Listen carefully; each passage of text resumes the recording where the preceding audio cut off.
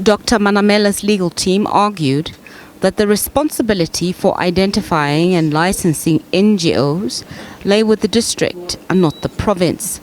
They say she and her team were caught in between a rock and a hard place, and that it would have been impossible for her to inspect all the NGOs that were tasked with taking in the Esidimeni patients.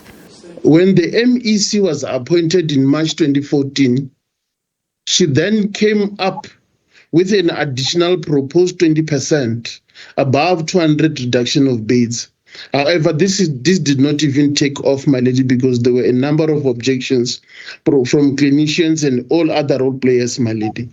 That is what Dr. Manamela was busy with at the time of the reduction of beds. My lady, at all material times, Dr. Manamela was the Director of Mental Health Care. She was an employee of the department and others who were part and parcel of the termination plan. However, NGO Section 27 wants her, along with former Gauteng Health MEC Gauteng Mental Health and Mmakgabo, the owner of Precious Angels NGO, to be charged with culpable homicide for failing to ensure that the Esidimeni patients would be moved to fully licensed and equipped NGOs. At the time, my lady, there was no longer any relationship between the department and Life Esidimeni. And as a consequence of termination of the contract, which Dr. Manamela was not part of the decision to terminate, and her team, including the directorate, entirely, my lady, they were not part of the termination.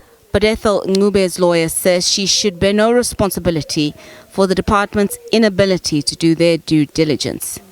The question that arises, my lady, is if the decision was unlawful,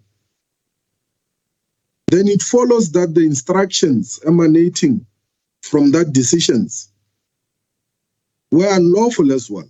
Former Gauteng Health MEC had blamed the provincial heads for forcing her department to make the cuts, and that the decision to cancel the Life Esidimeni contract came from the Premier's Budget Council. But lawyers for former Premier David Makhura deny this. The decision to terminate was indeed taken by the department, which was the relevant authority then to do so, because this was a clearly procurement matter.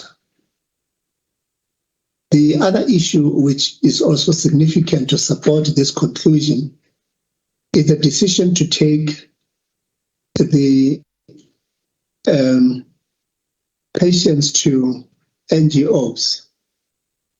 Ms. Mmakgabo confirmed in evidence, and that was under cross-examination, that the decision to take the mental health care users to NGOs was taken by her own department, and that this decision was never even communicated to PBC.